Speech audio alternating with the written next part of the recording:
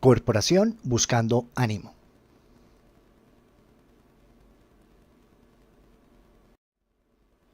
La hierba no es como la pintan, evidencias u opiniones.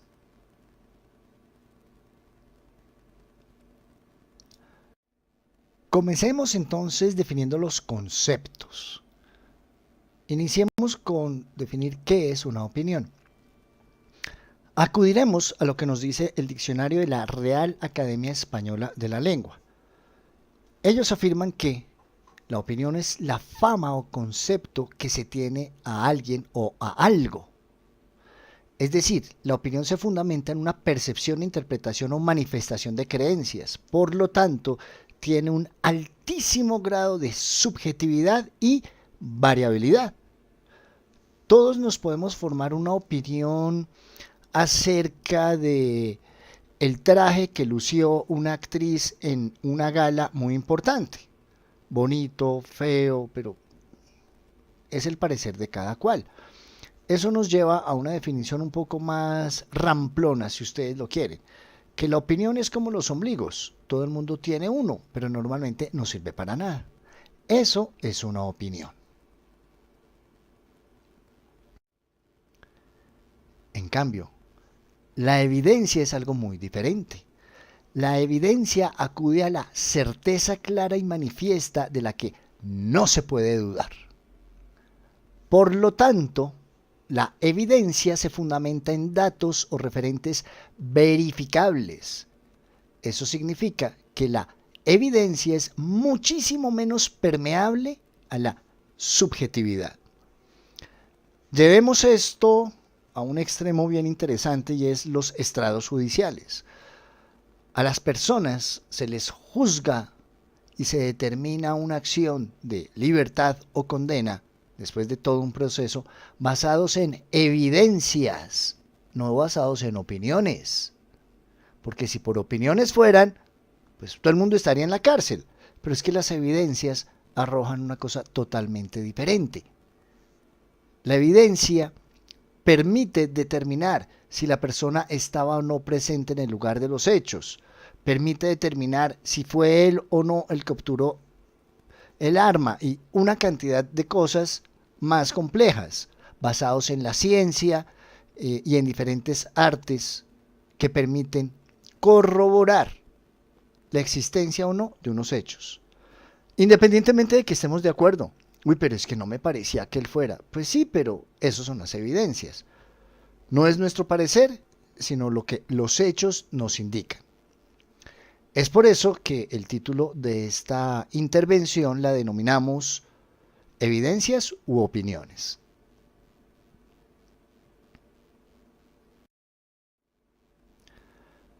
La marihuana es una sustancia psicoactiva o hablándolo coloquialmente, una droga. Y es quizás de las más controversiales en este momento, porque hay una serie de opiniones muy divididas al respecto. Pero es que aquí no vamos a hablar de las opiniones. Con las opiniones uno no debate, las opiniones uno las respeta.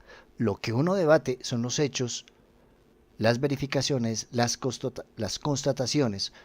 Uno confronta es las evidencias.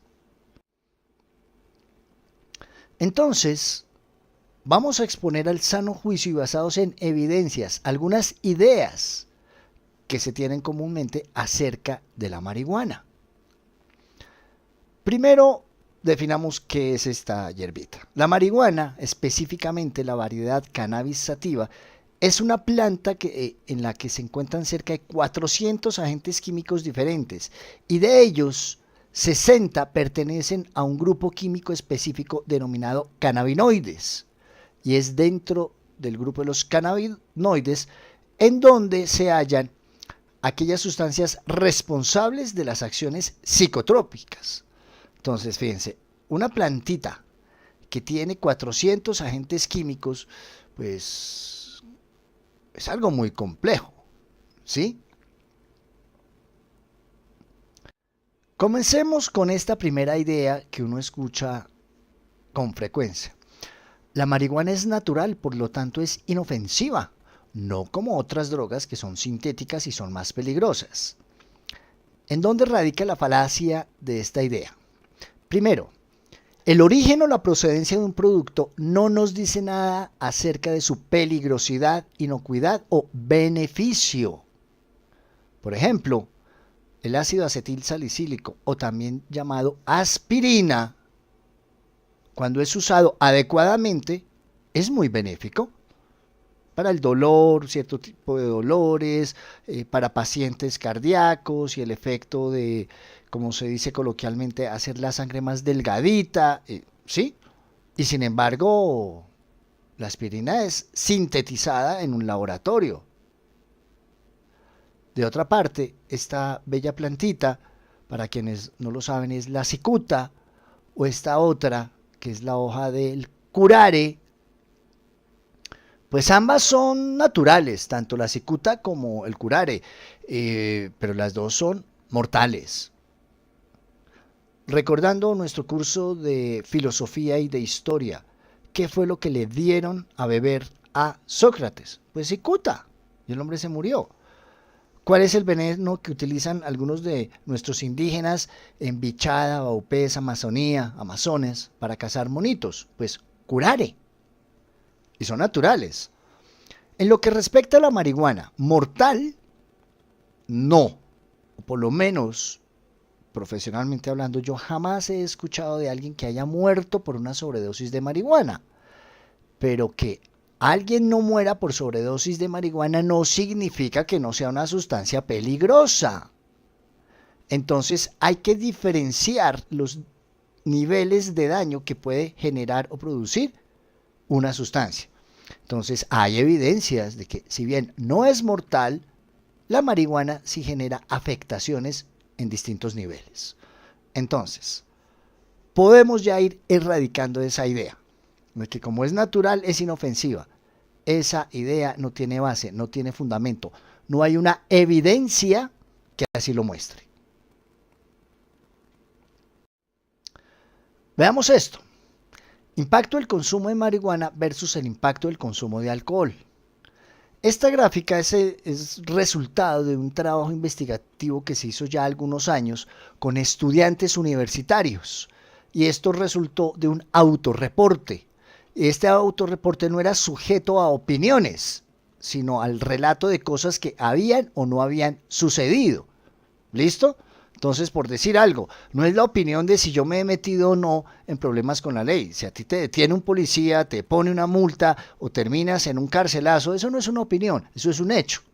Y tú estás reportando hechos.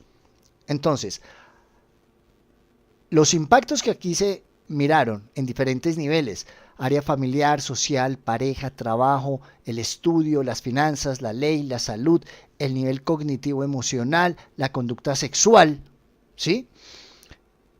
Se hizo el contraste entre cuál era el impacto atribuido al consumo de alcohol y el impacto atribuido al consumo de marihuana.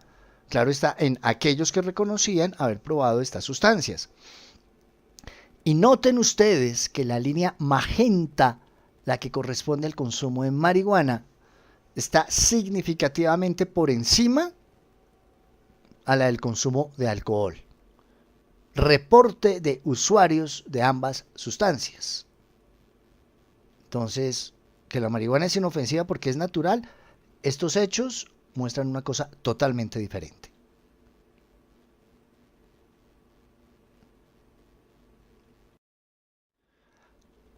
Otra idea que anda por ahí, el cigarrillo es más nocivo que la marihuana porque produce cáncer. ¿Dónde está la falacia? Bueno, el cigarrillo definitivamente es una sustancia nociva, no lo podemos negar. Solo que la marihuana tiene 20 veces más agentes cancerígenos que el cigarrillo. Y aclaramos que eso no se convierte en una excusa para fumar cigarrillo. Si tu intención, tu propósito, lo que quieres lograr es generarte un cáncer, no te vayas por la ruta del cigarrillo, eso es lento. Más bien, hazte una exposición, exponte a uranio enriquecido. La radiación es 100% efectiva para causar cáncer y es mucho más expedito, rápido e inmediato. ¿Para qué esperarte 20, 30 años para causarte un cáncer? Entonces, Tanto cigarrillo como marihuana son sustancias que afectan la salud de los pulmones y la marihuana tiene 20 veces más agentes cancerígenos que el cigarrillo.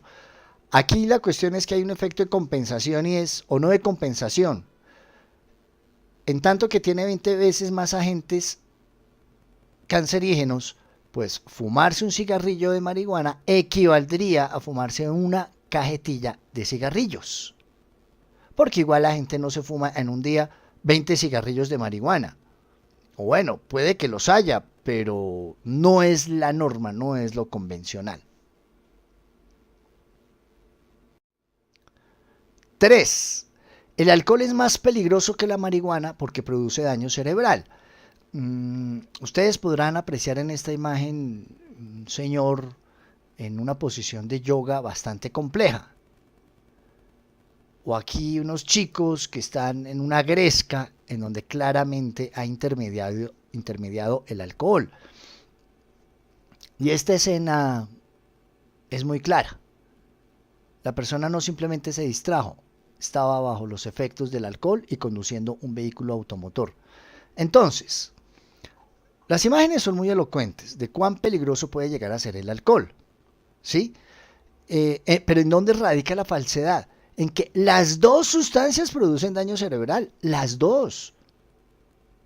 El problema, o más bien la distinción, es que ese daño se produce en áreas diferentes y a velocidades distintas. Entonces, si ustedes van a indagar por cualquier cosa que tenga el apellido Korsakoff, eso está relacionado con consumo de alcohol. Demencia tipo Korsakoff, psicosis tipo Korsakoff, amnesia tipo Korsakoff. Si hay demencia, psicosis y amnesia y otros trastornos más, eso significa una alteración a nivel del cerebro. Ha habido un daño cerebral. En lo que respecta a la marihuana, ya hay evidencias que muestran y que indican que afecta aquellos sitios del cerebro, el hipotálamo, la amígdala, y también parte del tallo cerebral, y eso involucra los sistemas motivacionales, los procesos de atención, de memoria y por lo tanto de aprendizaje, es decir, genera una alteración cognitiva. Entonces, tanto marihuana como alcohol, las dos producen daño cerebral. La diferencia está en las áreas que afecta y la velocidad en la cual esto ocurre.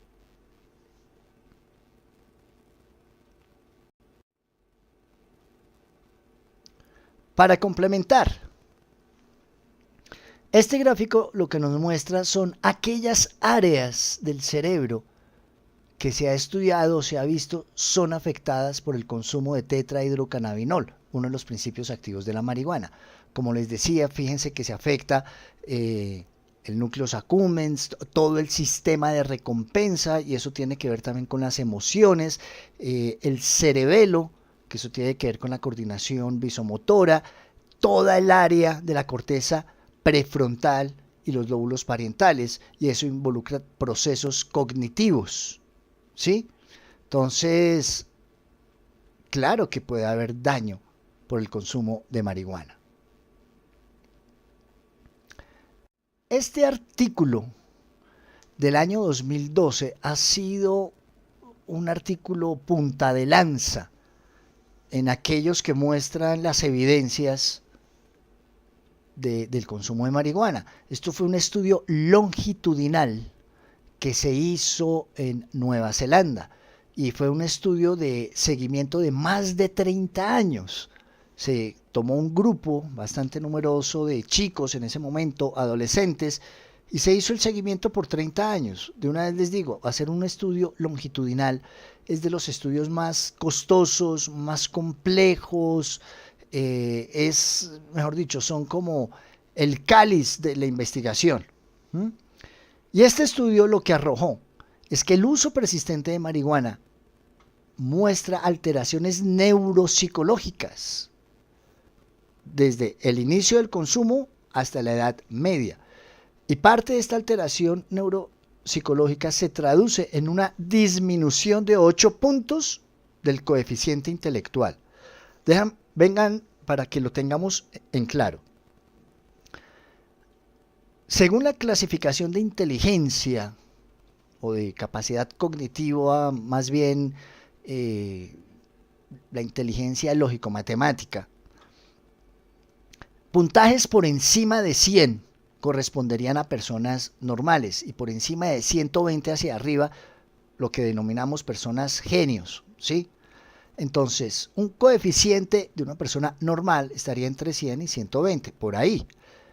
Si una persona tiene un coeficiente de 105 y disminuye su puntaje, pues quedaría en 97, lo que algunos denominan inteligencia normal baja, concepto que es muy discutido. Es decir, si tu inteligencia está por debajo de 100, vas a tener dificultades cognitivas para entender, comprender, analizar y procesar la información.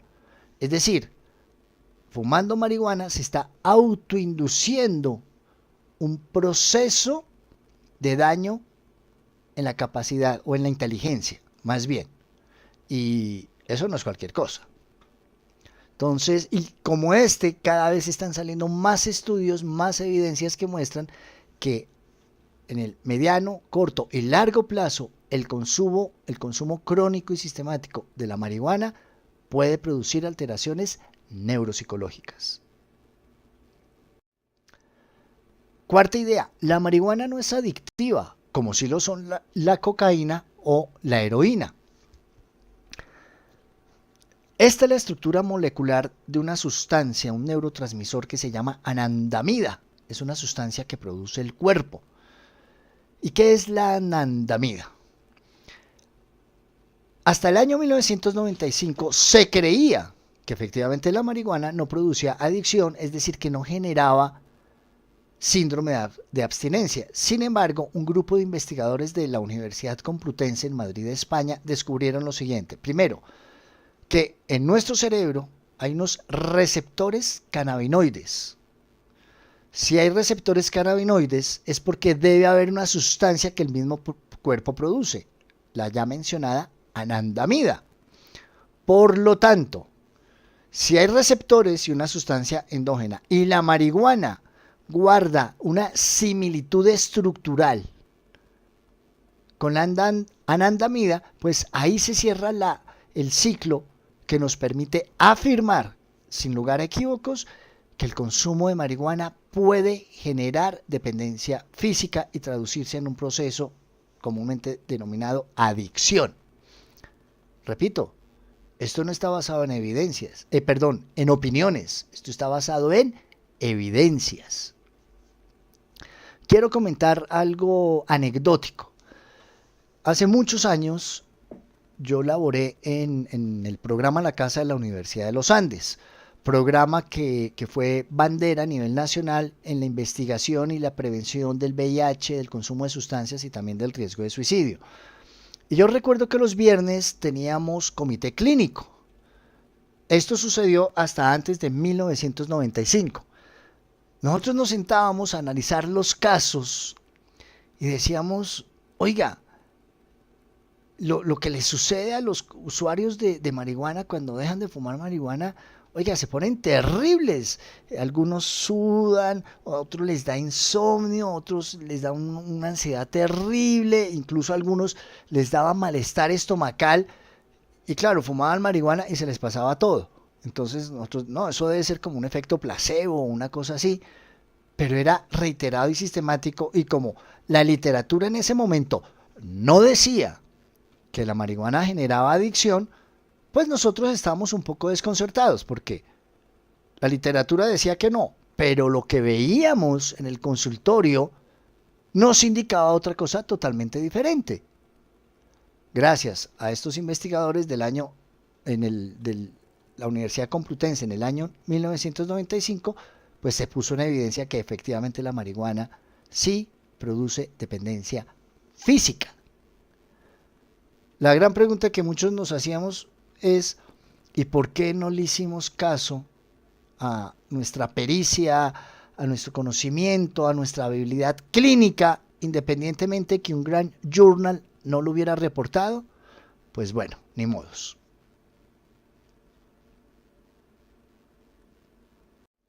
Quinto, la marihuana tiene usos medicinales. Decreto 2467 del 2015, que reconoce o permite el uso medicinal de la marihuana en Colombia. Y por otro lado tenemos a la adormidera, la amapola. Ustedes dirán, ¿y qué tiene que ver amapola con marihuana? Veamos. Sí, la marihuana tiene usos medicinales, pero no podemos confundir el uso medicinal con el uso recreativo. Debemos establecer una línea muy clara, muy exacta, entre el uso medicinal y el uso recreativo. Muchos derivados de la amapola o Papaver somniferum tienen usos medicinales, entre esos la morfina, la codeína, la metadona, la oxicodona, todos derivados pues del opio, de la amapola, y tienen usos medicinales. Pero también sabemos que la heroína, que también se deriva del opio, es una sustancia sujeta al abuso. Entonces, si una persona quiere acceder a los usos medicinales de marihuana, debe tener cáncer, VIH, reumatismo, glaucoma, epilepsia, fibromialgia. Es decir, la persona está pidiendo enfermarse. Y para desilusión de muchos, el uso medicinal de la marihuana no es fumado. Se emplea de otra manera totalmente distinta. Entonces, que la marihuana tenga usos medicinales no es razón, justificación ni pretexto para el uso recreativo. Una cosa no tiene nada que ver con la otra. Bueno, y sobre todo hay muchos jóvenes que se amparan en este argumento, y a veces los adultos se sienten como acorralados. Pues aquí está la manera de clarificar ese error.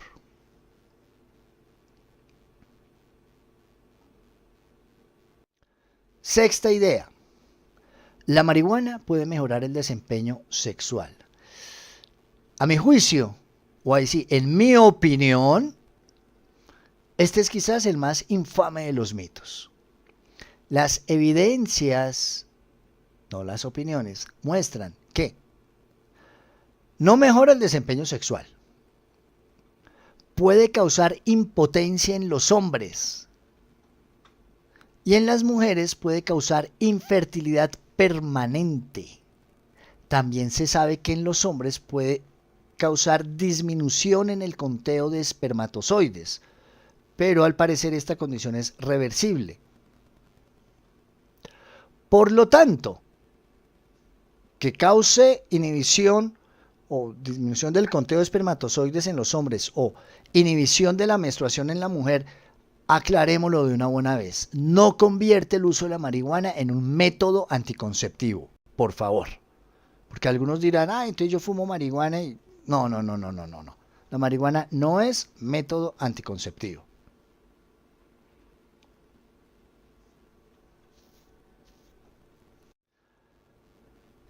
Este mito o esta idea errónea es a la inversa. ¿Por qué digo que a la inversa?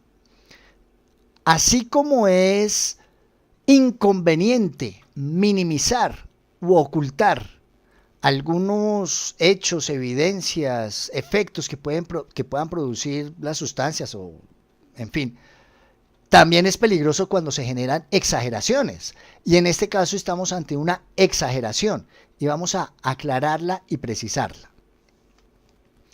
Fumar marihuana no causa esquizofrenia, ojo, porque la palabra causa tiene una implicación muy específica. Causa implica que es generador, productor de algo. Lo que sí se sabe es que es un factor de riesgo para desencadenar la aparición, pero ¿en quiénes?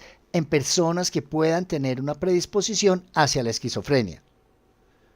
Para que lo podamos entender mejor, tenemos a Juan y tenemos a María. Ambos son unos adolescentes de 16, 17 años.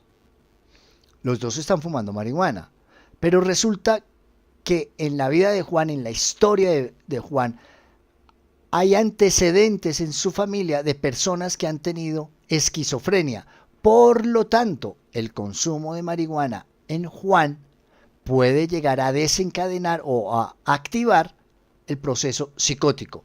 No así en María. Significa entonces, o estamos justificando que María fume marihuana porque en su familia no hay esquizofrénicos. Hombre, pues no, definitivamente no. ¿Sí? Entonces, es importante hacer esa claridad. Causar, no, la marihuana no causa esquizofrenia. Puede activarla o puede desencadenarla en personas que tengan antecedentes de riesgo. Porque la investigación cada vez, o la investigación en lo que se refiere a la esquizofrenia, cada vez está teniendo más bases en considerar que puede tener un fuerte y poderoso componente genético y por lo tanto de heredabilidad.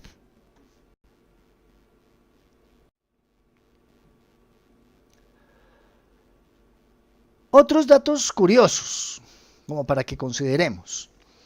En los años 60 se creía que la marihuana era una sustancia inofensiva y tuvieron que pasar algunos años antes de percatarse que sí generaba alteraciones. En ese entonces, años 60, era necesario que una persona fumara marihuana diariamente durante 5 años para que se hicieran evidentes algunas alteraciones. Quienes se percataron esto fueron los profesores universitarios que veían que aquellos usuarios de marihuana regulares o usuarios duros estaban teniendo problemas de aprendizaje, problemas con su concentración, con su memoria, con su motivación, bueno, todo el perfil de alteración cognitivo-conductual que se observa en los usuarios de marihuana. Pero es que de la marihuana de los años 60 a la marihuana que se consigue hoy, ha habido un cambio radical. Hoy en día, basta con que una persona fume marihuana ni siquiera diariamente, unas cuantas veces a la semana, para observar alteraciones neuropsicológicas. Lo mismo que se observaba en estos hombres y mujeres, pero en los años 60. La pregunta es ¿por qué? Porque la marihuana de hoy puede ser de 10 a 20 veces más potente que la marihuana que fumaron los hippies. Y ese proceso de potenciación de la marihuana no fue resultado de selección natural. Claramente ha habido una intervención y una manipulación genética sobre ella. Es decir, ha estado la intervención del hombre detrás de eso. Pregunta. ¿Será que están engañando a la juventud? En lo personal yo creo que sí. Estas imágenes son de la publicidad que se empleaba a mediados de los años 50, comienzos de los años 60, pero más que todo años 50, alrededor del cigarrillo. Y noten, se utilizaba la figura del médico, figuras de niños, incluso figuras de bebés. Esto hoy por hoy nos parece una felonía, porque la publicidad hoy en día frente al cigarrillo es totalmente distinta. Pero la gran pregunta es, ¿por qué en ese entonces se permitía este tipo de publicidad? Porque lo que se decía del cigarrillo es que era inocuo, que no producía daño, es de origen natural. ¿Listo? ¿Y qué ocurrió? Las grandes batallas judiciales contra las tabacaleras. Pueden ustedes buscar la noticia en internet. Yo releí 3 veces, pero yo decidí copiar y pegar porque yo dije, no, de pronto estoy equivocado, pero no. Pagaron 20.260 millones de euros a la viuda de un fumador. Hoy nos parece algo raro, extraño y exótico, y como estas hay muchísimas más evidencias de procesos judiciales que se han lanzado en contra de las tabacaleras y que las tabacaleras los han perdido. ¿Cuál es el argumento jurídico? Que la persona empezó a fumar y a ella nadie le advirtió de los riesgos, de los daños. Y por lo tanto empezó a fumar en ingenuidad. Y va uno a ver, y es cierto, personas que tenían 15 años antes de 1950 y que comenzaron a fumar, pues lo hicieron en inocencia. Y si después aparecía una publicidad en donde aparecían médicos que de una u otra manera daban como su aval. La sola presencia del médico pues da como tranquilidad, seguridad. Pues la gente dijo, pues fumemos cigarrillo. Fumadores de cigarrillo de toda la vida, aparece un cáncer, muere y entra esta viuda a demandar y muchas otras más. Ustedes dirán, ¿y qué tiene que ver el cigarrillo con la marihuana? Hagámonos la siguiente pregunta.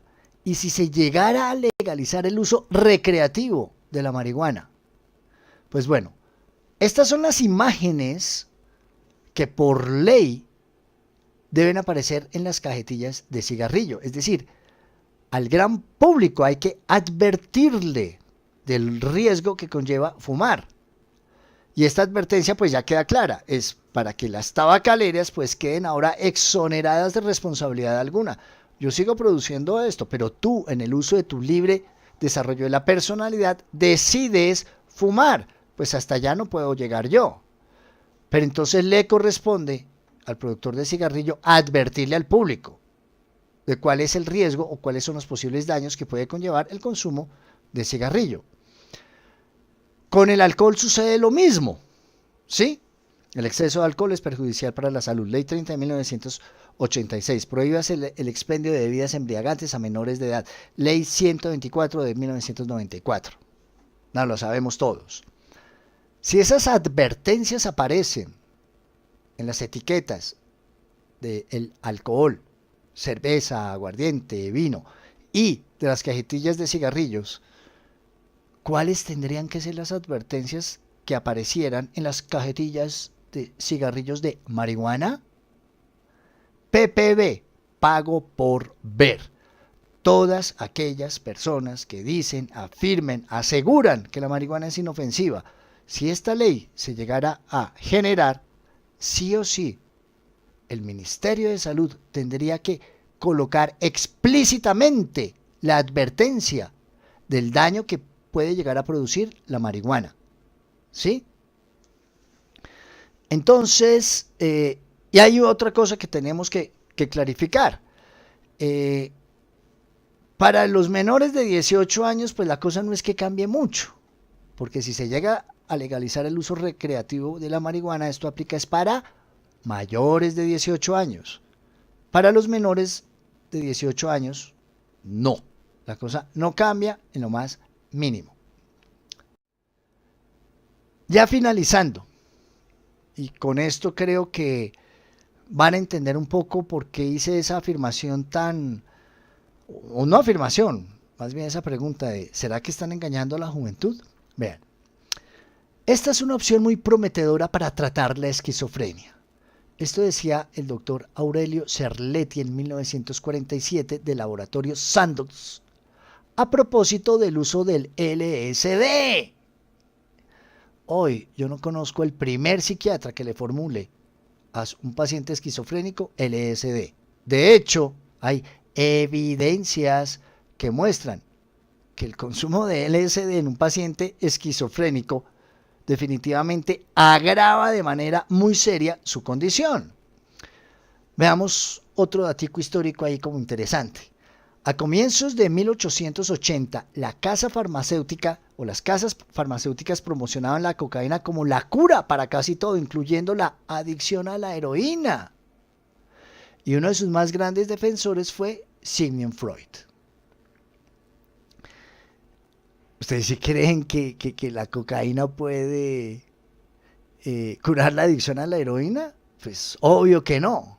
En el año 1912, Laboratorios Merck patenta el MDMA o éxtasis. En 1976, Alex Shulgin, un químico farmacéutico, dice en una conferencia a propósito del uso de MDMA que el éxtasis puede inducir a un estado que alteraba la conciencia y cuyos matices emocionales y sensuales eran fácilmente controlables. Padres de jóvenes que han muerto por una sola ingesta de éxtasis, quizás al leer esto podrían llenarse de una ira infinita. ¿Fácilmente controlable? una sustancia que puede llegar a matar en una sola ingesta, por favor. Pero bueno, era Laboratorio Merck quien la produjo inicialmente y después se dieron cuenta, no, mentiras, esto puede ser peligroso. La anfetamina se sintetiza por primera vez en el año 1887 y tuvo usos militares en la Primera Guerra Mundial para combatir la fatiga, el hambre y el sueño en los soldados. El uso de la anfetamina es terapéutico y muy controlado hoy en día. No es una sustancia que se prescriba fácilmente a cualquier paciente, porque se sabe que es una sustancia que puede conllevar unos riesgos muy complejos. La pregunta del millón es, ¿qué diremos en 100 años sobre la marihuana y su uso recreativo? Entonces, por favor, abramos los ojos, tomemos decisiones basadas en evidencias, no simplemente en opiniones.